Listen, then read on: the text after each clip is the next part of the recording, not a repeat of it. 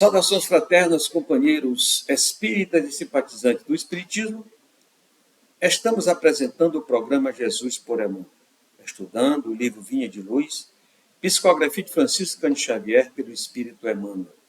Hoje vamos estudar o capítulo 55 com o tema Igreja Livre.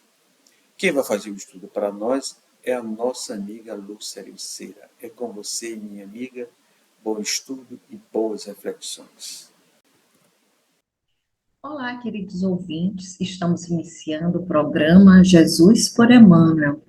Estamos estudando o livro Vinha de Luz, psicografia de Francisco Cândido Xavier pelo Espírito Emmanuel.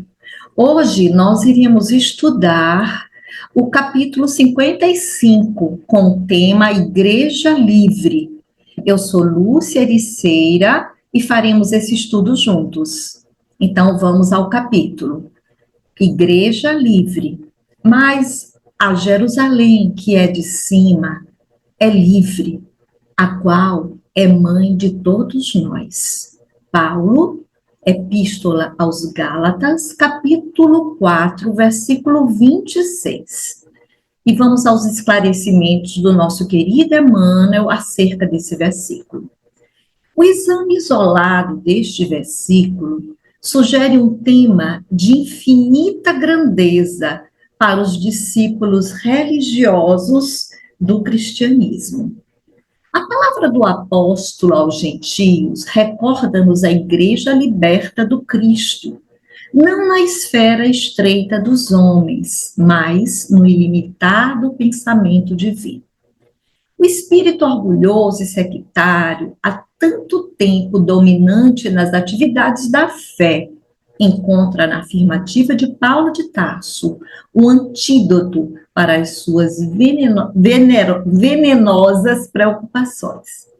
Em todas as épocas tem vivido na terra os nobres excomungados, os incompreendidos valorosos e os caluniados sublimes. Passaram nos círculos das criaturas, qual acontece ainda hoje, perseguidos e desprezados entre o sarcasmo e a indiferença. Por vezes, sofrem o degredo social por não se aviltarem ante as explorações delituosas do fanatismo. Em outras ocasiões, são categorizados à conta de ateus pelas suas ideias mal interpretadas. É que, de quando em quando, rajadas de ódios e dúvidas sopram nas igrejas desprevenidas na terra. Os crentes ouvidam o não julgueis e confiam-se às lutas angustiosas. Semelhantes atritos, contudo, não altera a consciência tranquila dos anatematizados que se sentem sob a tutela do divino poder.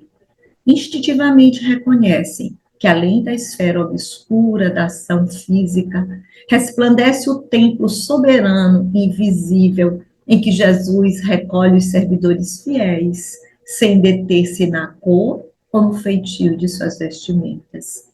Benfeitores e servos excomungados dos caminhos humanos, se tendes uma consciência sem mácula, não vos magoe a pedrada dos homens, que se distanciam uns dos outros pelo separatismo infeliz. Há uma igreja augusta e livre na vida espiritual, que é acolhedora mãe de todos nós. Uma página de uma beleza extraordinária e muito oportuna para a nossa reflexão, de uma profundidade imensa. E lembrando que Paulo, ao escrever aos Gálatas, o seu tema principal é o da liberdade, ser livre, livre com Jesus.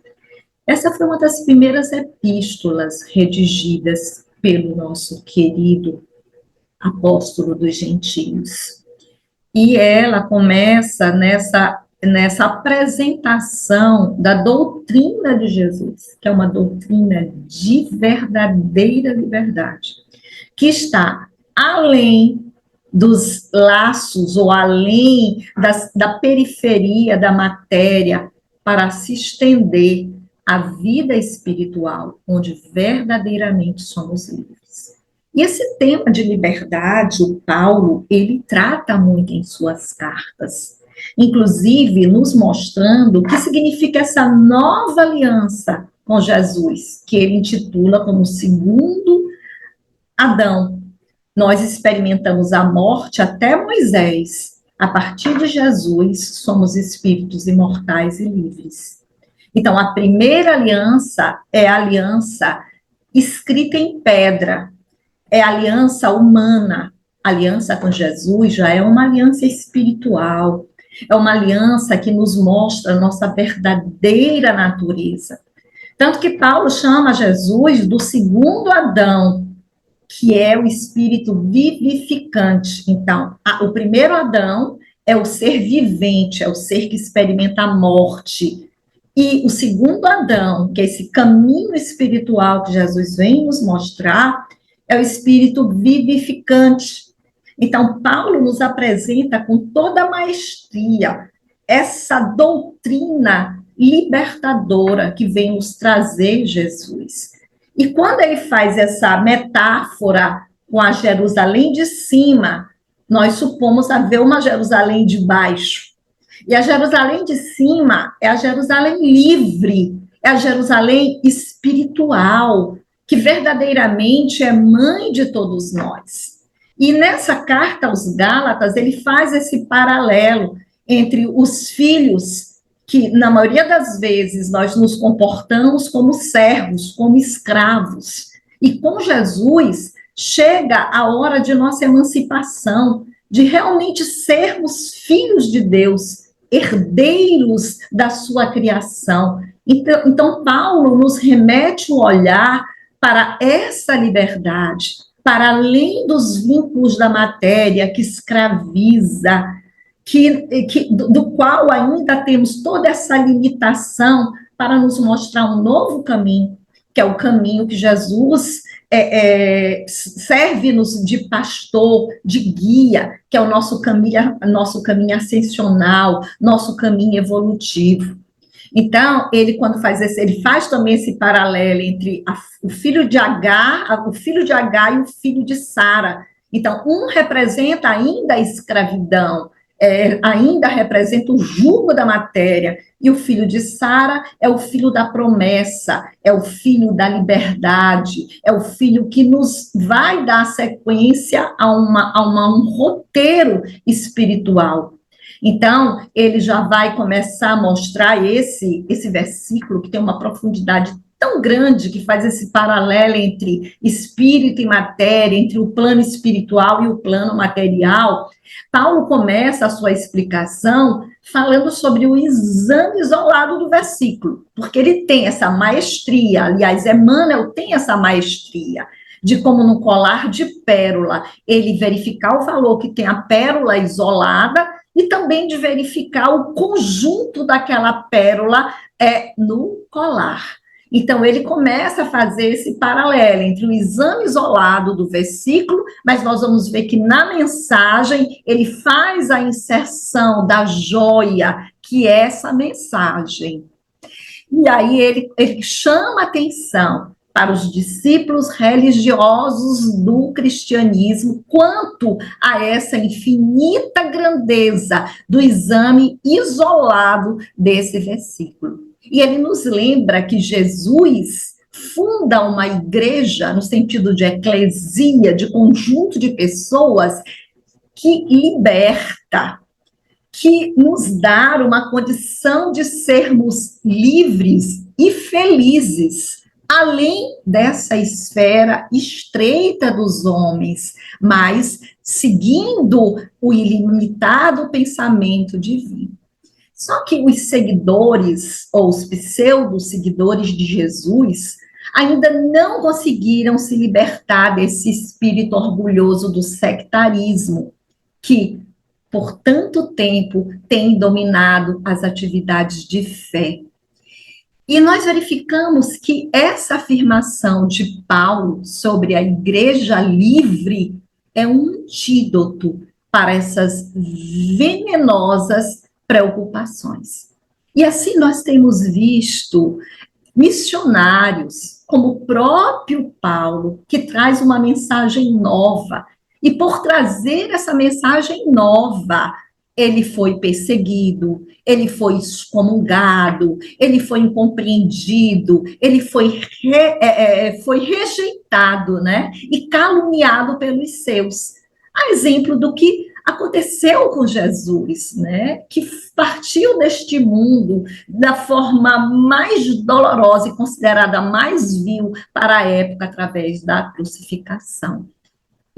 E Paulo fazia essa associação. E para ele não importava o tanto que ele precisava sofrer, o tanto que ele precisava ser rejeitado, desde que ele tivesse a glória de continuar servindo a Jesus. Então, vejamos como o exemplo, ele nos impulsiona e nos dá a certeza de estarmos no caminho correto. E Paulo tinha essa convicção, Paulo tinha essa certeza. E ele fazia muito bem feito esse paralelo entre os círculos da carne, entre os círculos humanos e o círculo espiritual, o círculo de Deus. Tanto que ele dizia que a sabedoria humana era loucura para Deus. E assim como a sabedoria divina não era compreendida pelos homens.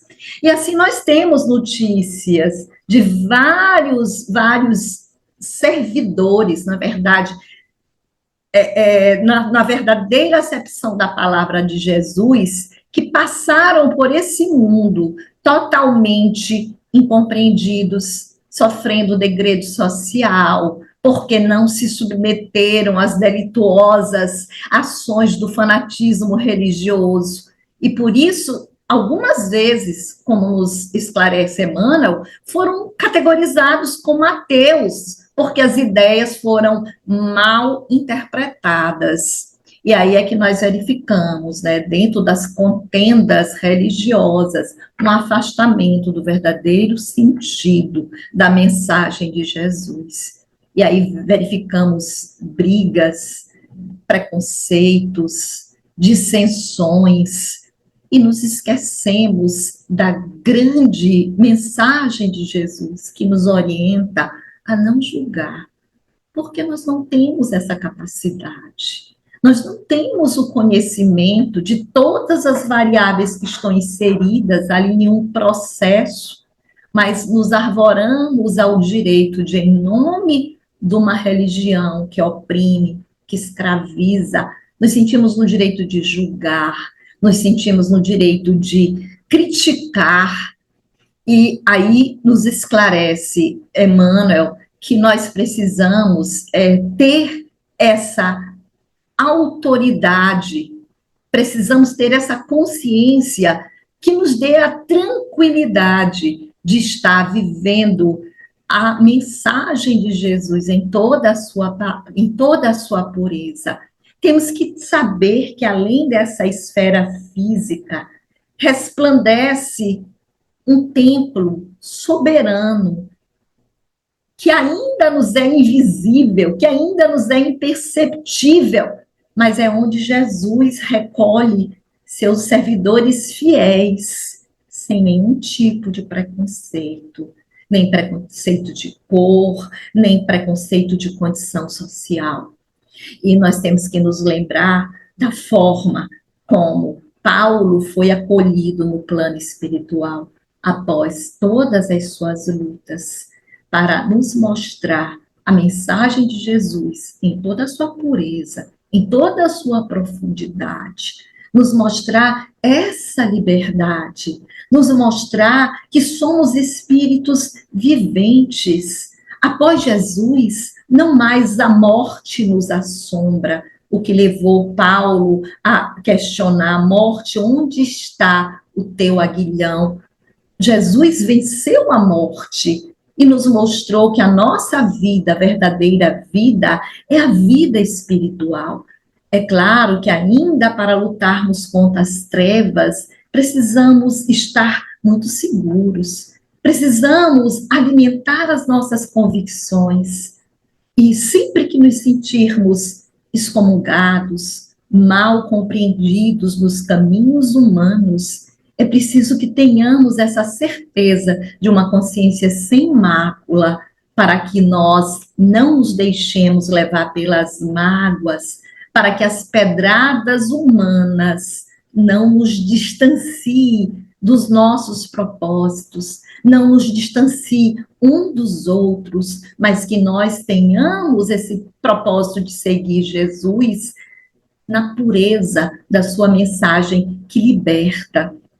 E aí, o Emmanuel, ele nos lembra que assim como Paulo nos alerta acerca dessa Jerusalém livre, que está além dos círculos da matéria, e que abrigará como mãe a todos os seus filhos, Emmanuel encerra sua mensagem nos lembrando a uma igreja augusta e livre na vida espiritual, que é acolhedora, mãe de todos nós. Que nós possamos ter essa convicção e vivamos, nada obstante o jugo da matéria, livres como espíritos imortais que somos. Que Jesus nos abençoe. Essa foi a nossa contribuição para o divulgar.net. Muito obrigado, minha amiga Lúcia, pelas reflexões do capítulo 55, que traz o tema Igreja Livre. Esse capítulo nos convida a refletir sobre liberdade religiosa. Como idealizou Cristo? O Cristo não discriminava, não escolhia pessoas para pregar. Ele pregava a todos, sem discriminação, sem perseguição. Se somos todos filhos de Deus, por que em nome da religião pessoas são agredidas por pensar diferente?